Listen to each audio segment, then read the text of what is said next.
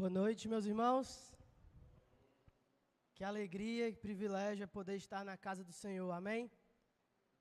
Louvado seja Deus pela oportunidade que Ele nos dá de, no meio da semana, poder dar uma pausa para refletir, meditar, aprender mais sobre a Sua palavra, ter comunhão com o povo de Deus, adorá-lo, enfim. Antes de começar a exposição hoje, eu gostaria de ter um tempo de oração, especialmente pelos enfermos da nossa igreja. E aí, não vou conseguir lembrar de todos, né? Mas, em especial, nosso amado pastor Sandro e também pela minha filha, que está doente. Então, eu gostaria de ter um tempo de oração com os irmãos e, no geral, pelos enfermos da nossa igreja. Oremos. Senhor, nosso Deus, nosso Pai, te agradecemos, Senhor, pelo privilégio de estarmos aqui na Tua casa.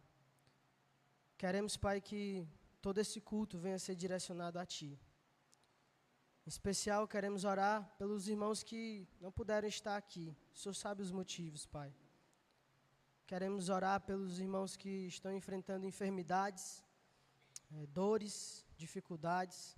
Que o Senhor esteja curando e cuidando de cada um. Que o Senhor possa curá-los e que logo, logo possamos estar reunidos novamente para louvar e adorar o Senhor na Tua casa. Ser conosco nessa noite, me usa como instrumento em Tuas mãos. Possamos aprender mais sobre a Tua palavra.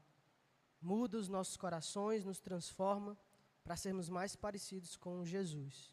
É no nome dele que oramos. Amém. Amém, meus irmãos. Hoje nós vamos dar continuidade à série de pregações sobre os cânticos do servo, né? Então vamos falar sobre o servo do Senhor. E para isso, já que a última pregação na quarta-feira sobre esse tema já faz um tempinho, eu gostaria de revisitar alguns textos com os irmãos, de forma breve, para a gente poder relembrar aquilo que vimos nas duas outras pregações. E aí eu já vou lançar o desafio para vocês. Quais textos falam dos 4 cânticos do servo do Senhor em Isaías? Vai lá, me ajuda. Isaías 49, né? O primeiro é 42, o segundo é 49, o terceiro é o de hoje, capítulo 50, e o último, mais famoso, 53. Muito bem. Eu queria que então os irmãos fossem lá em Isaías 42, onde está escrito o primeiro cântico do servo. E aí nós vamos aproveitar e usar o capítulo 42 e o 49 como uma introdução para a exposição dessa noite. Isaías 42, temos aqui o primeiro cântico do servo, e é aqui que nós vemos Deus chamando o seu servo para ser mediador da aliança, para ser luz para os gentios. Vamos ler rapidamente aqui, verso 6. Eu, o Senhor, te chamei em justiça, tomar-te-ei pela mão e te guardarei, e te farei mediador da aliança com o povo e luz para os gentios. Verso 8, eu sou o Senhor, este é o meu nome. A minha glória, pois, não a darei a outrem, nem a minha honra às imagens de escultura. Então aqui nós vemos o primeiro cântico do servo, como já citei, e Isaías vai falar sobre Deus chamando esse servo, aquele que deveria estar disposto na presença de Deus para servi-lo. E também, quando fiz uma introdução sobre esse assunto, eu fiz a diferença entre a visão judaica desse texto e a visão cristã. Então, os judeus acreditam que os cânticos do servo fazem referência ao povo de Israel, à nação de Israel, que Deus chama ela para ser o seu servo no meio das outras nações. E o cristianismo, historicamente, vai defender que os textos sobre o servo do Senhor apontam para Jesus Cristo. A minha proposta aqui, já relembrando o que eu falei da primeira vez, que já está com tempo, é mostrar que há verdades nesses dois pontos de vista, mas que você tem uma transição, principalmente no segundo cântico, para justamente apontar para Jesus. Nesse primeiro cântico de Isaías 42, é possível sim fazer uma relação com a nação de Israel, que Deus levanta esse povo para ser luz para os gentios. Inclusive,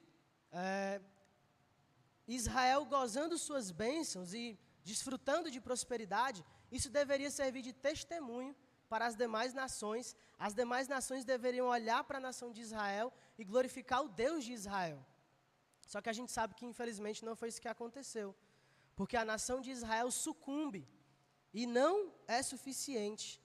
E eles não encontram fidelidade em si mesmos para servir ao Senhor, para serem esse servo que Deus chama, que Deus os chama para serem.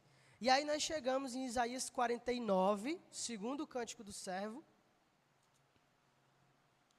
Em Isaías 49, nós temos Deus levantando um servo melhor e verdadeiro, para cumprir a missão que o primeiro servo, Israel, não foi capaz de cumprir, e para salvar a própria nação de Israel. É isso que diz lá Isaías 49, verso 3. E me disse, tu és o meu servo, és Israel, por quem hei de ser glorificado? Eu mesmo disse, debalde ou inutilmente tenho trabalhado, inútil e vãmente gastei as minhas forças. Todavia o meu direito está perante o Senhor, a minha recompensa perante o meu Deus. Mas agora diz o Senhor, que me formou desde o ventre para ser seu servo. E aqui a interpretação é de que agora está falando sobre esse servo que vai substituir Israel, para que torne a trazer Jacó e para reunir Israel a ele, porque eu sou glorificado perante o Senhor, e o meu Deus é a minha força. Então nós vemos aqui uma transição. Jesus é levantado não como um plano B ou como uma alternativa, mas como a redenção, não somente dos judeus, mas de todos os povos. E é isso que diz o verso 6. Sim, diz ele, pouco é o seres meu servo, para restaurares as tribos de Jacó e tornares a trazer os remanescentes de Israel. Também te dei como luz para os gentios, para seres a minha salvação até a extremidade da terra. Jesus é levantado como servo melhor e verdadeiro, para dar cabo da missão que o Israel não foi capaz de cumprir. Então chegamos no terceiro cântico do servo, que é o que veremos essa noite, no capítulo 50, dos versos 4 ao 9.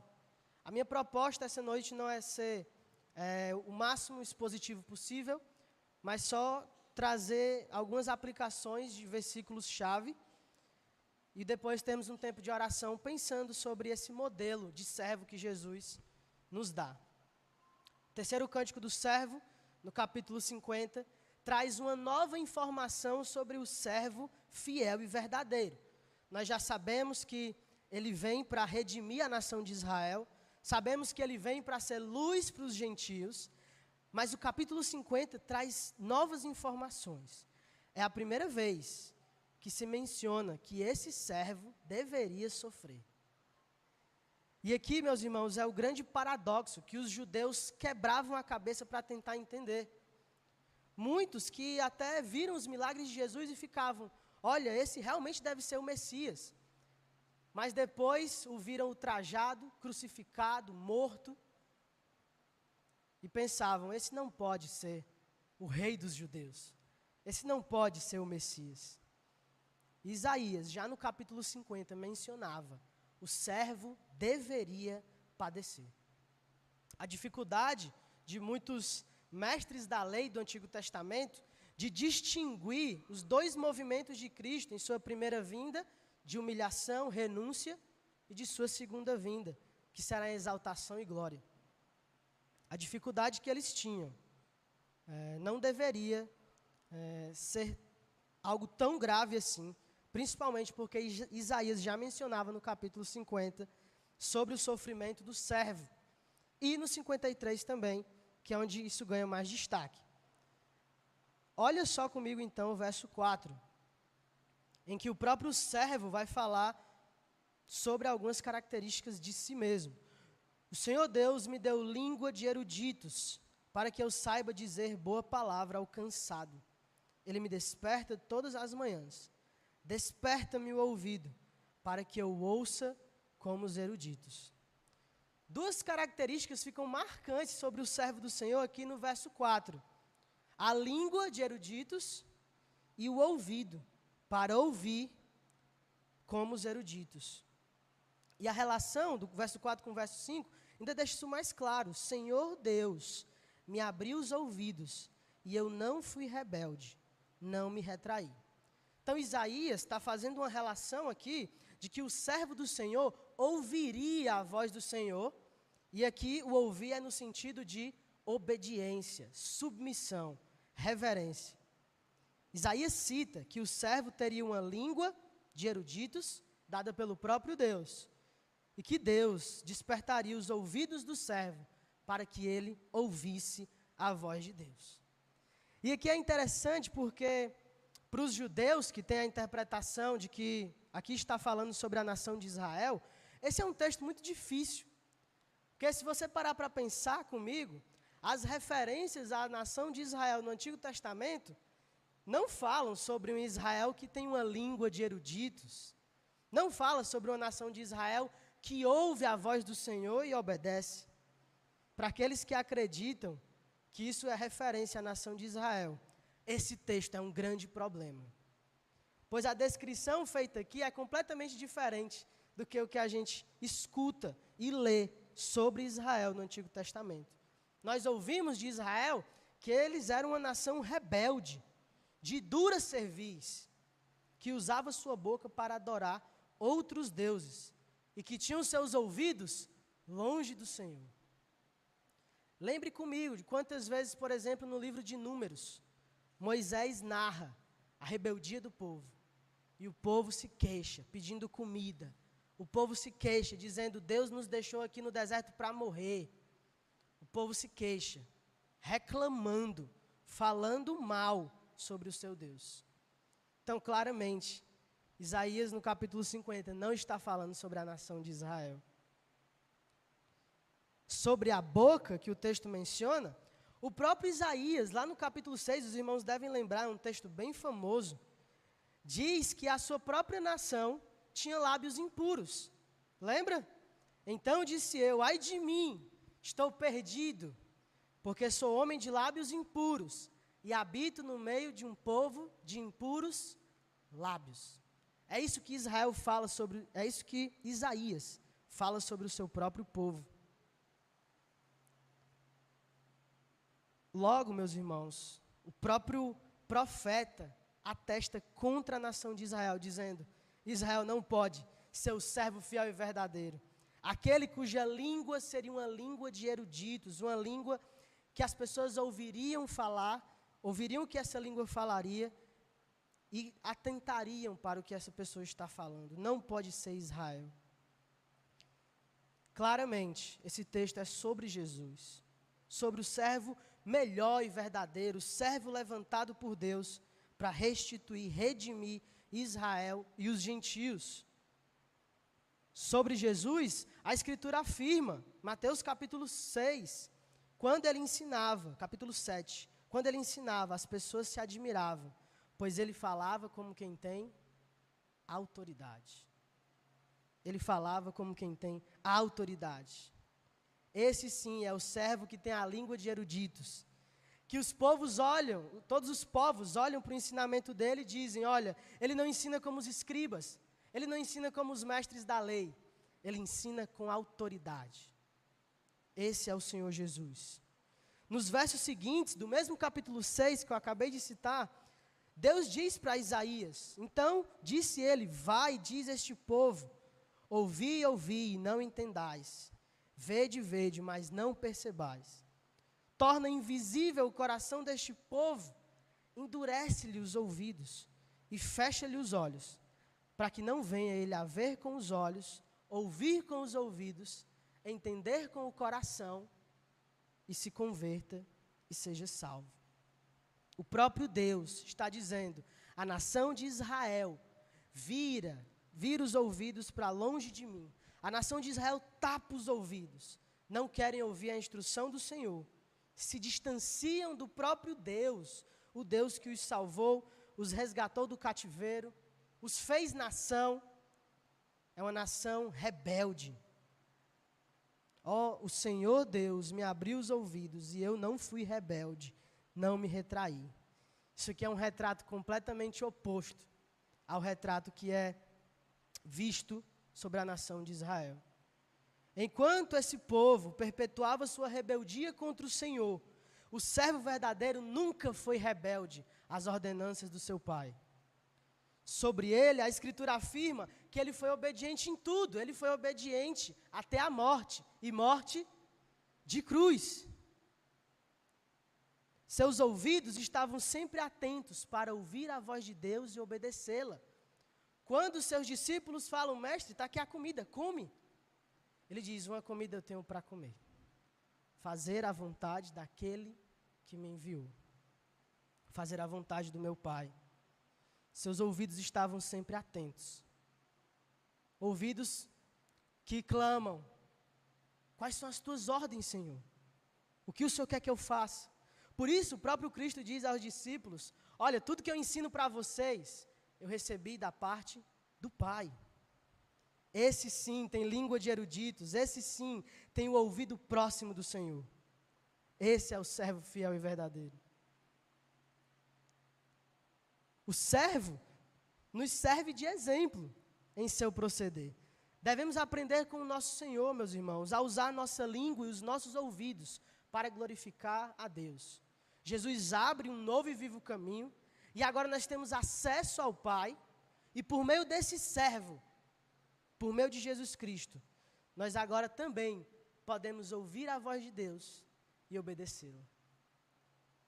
Em Cristo agora, por meio dele, por meio daquele que nos trouxe a redenção, agora também podemos ter uma língua que fala as verdades de Deus, que fala de Deus, da parte de Deus, para o povo de Deus.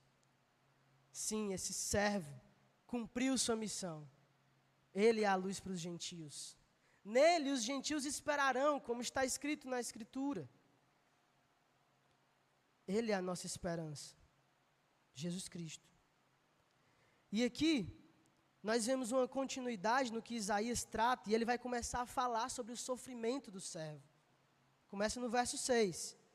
Ofereci as costas aos que me feriam, e as faces aos que me arrancavam os cabelos. Não escondi o rosto aos que me afrontavam e me cuspiam. A precisão com que Isaías fala sobre o sofrimento de Jesus é impressionante. Com mais de 700 anos aí de diferença, de intervalo temporal, Isaías prediz o sofrimento do servo do Senhor. E a descrição aqui, se os irmãos repararem bem, é de uma vítima que não oferece qualquer resistência. É de uma vítima que não está pronta para se defender. Ela simplesmente se entrega. Alguém que voluntariamente entrega-se aos seus opressores. Essa informação de uma vítima que se entrega, de uma vítima que é voluntária, ecoa em vários outros textos, como Isaías 53 também, em que o cordeiro que é levado ao matadouro nem sequer abre sua boca, não oferece resistência. Outro texto em que vemos ecoar essa voluntariedade do servo é João capítulo 10, quando Jesus diz, a minha vida ninguém a tira, eu mesmo a dou. O Senhor Jesus estava pronto para entregar a sua vida. E Ele afirma, tem o poder para dá-la e para reavê-la. Esse é o servo que voluntariamente decide se entregar por pecadores como eu e você. Que decide se entregar por rebeldes. É até paradoxal, nos faz refletir como o servo se entrega por rebeldes, como aquele que é o único verdadeiro que busca piedade diante de Deus, se entrega por inimigos, transgressores. Foi assim que ele decidiu fazer, cumprindo todo o plano de Deus. Como vimos, sendo fiel até a morte, morte de cruz.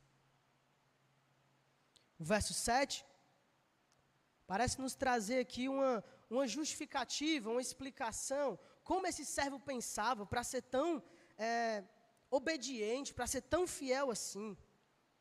O verso 7 diz o seguinte, porque o Senhor Deus me ajudou, pelo que não me senti envergonhado. Por isso, fiz o meu rosto como um seixo, e sei que não serei envergonhado. Está aqui a chave, essa é a resposta. Se você fosse perguntar para o servo, como você consegue ser tão obediente? Ser fiel em tudo, enquanto Israel falha, como você, servo fiel, como você consegue ser tão obediente a Deus? E ele responderia, porque o Senhor Deus me ajudou. E nós vemos prova desse auxílio do Senhor em todo o ministério terreno de Jesus.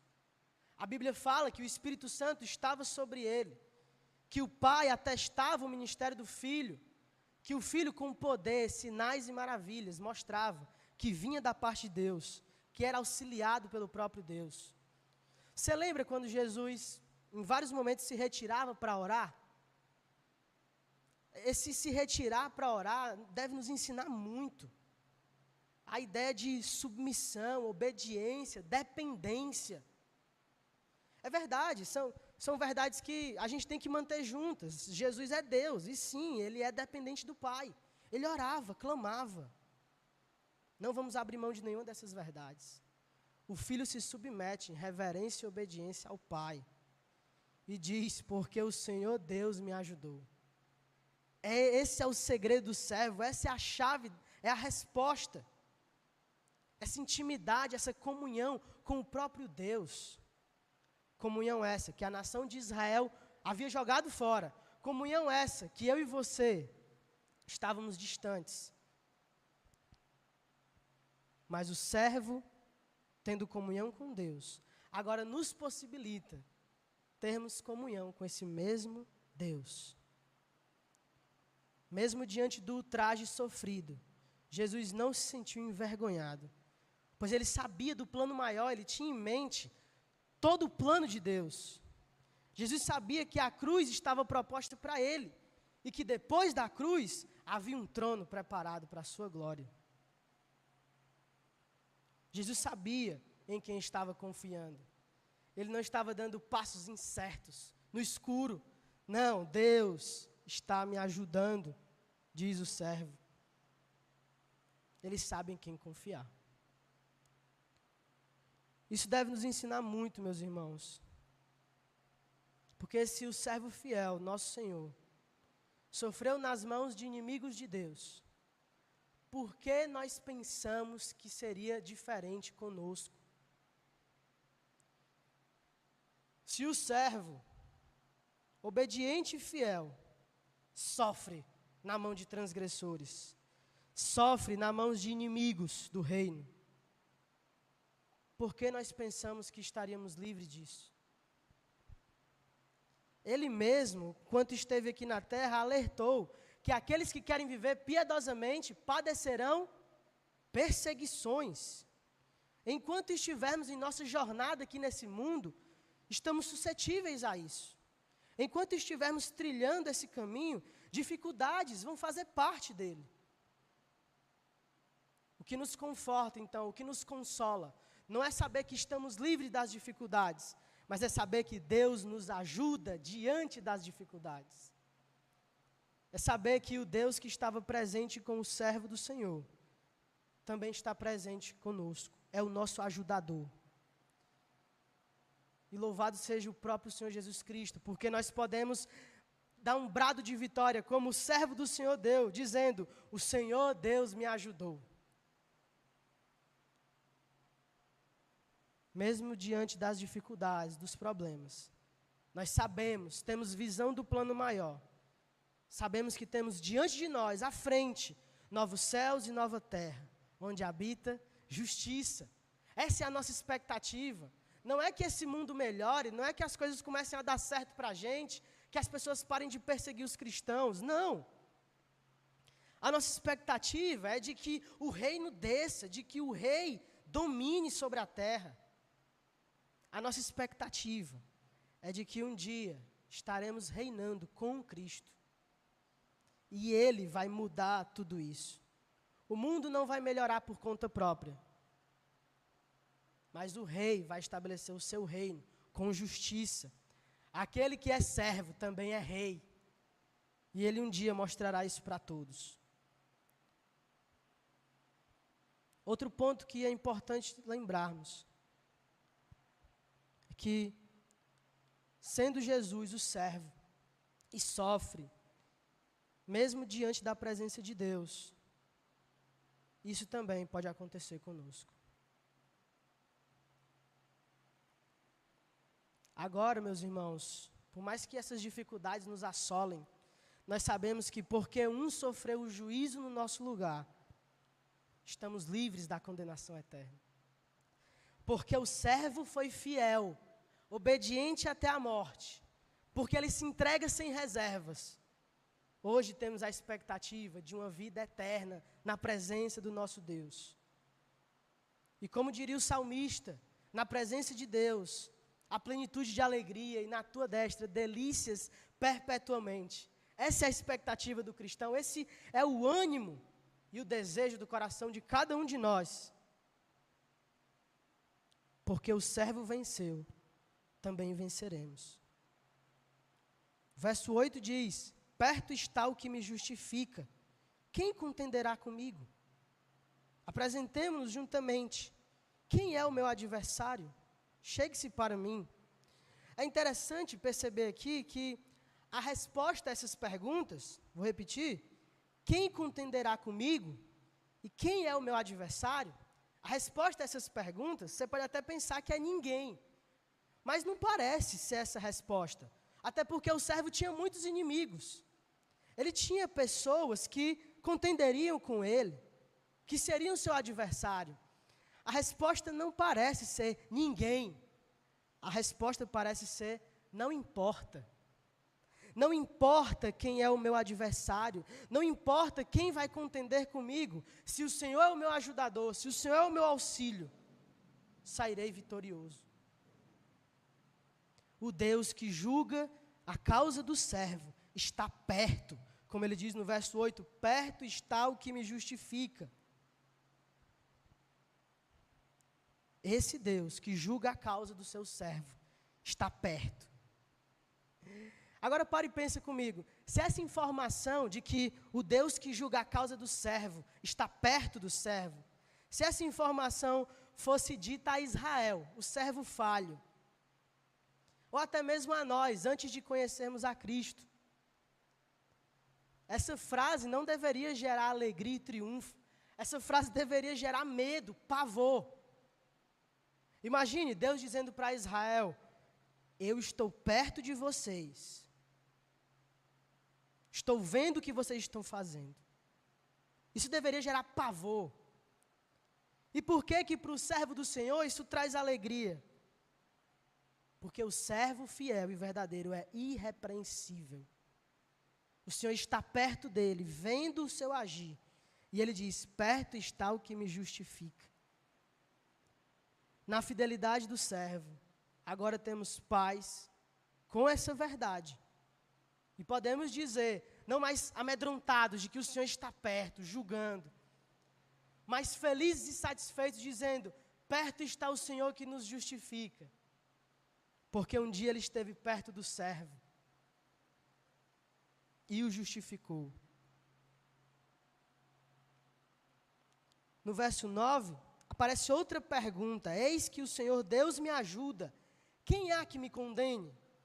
E agora aqui sim, a resposta parece ser ninguém, porque se Deus é o juiz, e se Deus está cuidando do seu servo, não há condenação para ele.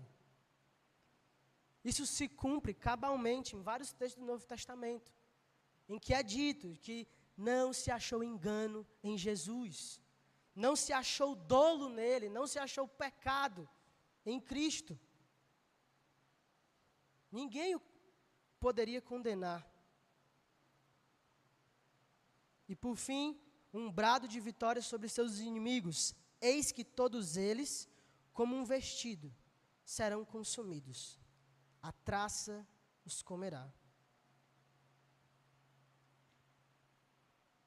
Embora o servo tivesse adversários, ninguém o poderia condenar. E finalmente, esses adversários do servo teriam o fim que merecem: juízo, condenação, castigo, punição eterna. Mas eu quero lembrar uma coisa para os meus irmãos essa noite. Esses éramos nós. Nós éramos os inimigos do servo, nós éramos os inimigos do Senhor. Nós é que no final das contas deveríamos ser consumidos. A traça deveria nos comer. Mas Deus muda a nossa história, por meio da história do servo fiel e verdadeiro. A vitória do servo fiel também é nossa.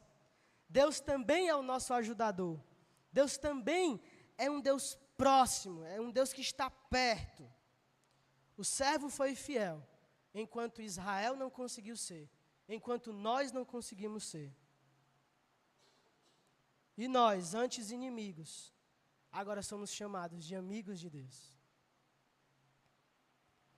Antes estávamos longe, como diria Pedro. Agora estamos perto. Antes, sem esperança.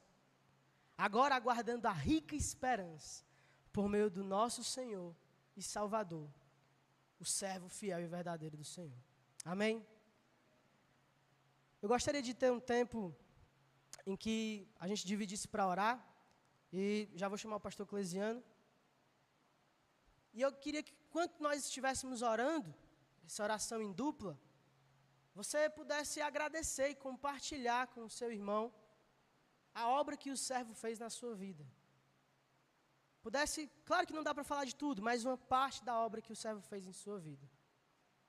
E aí que a gente possa ter esse tempo de reflexão sobre a obra de Jesus em nossas vidas. Amém?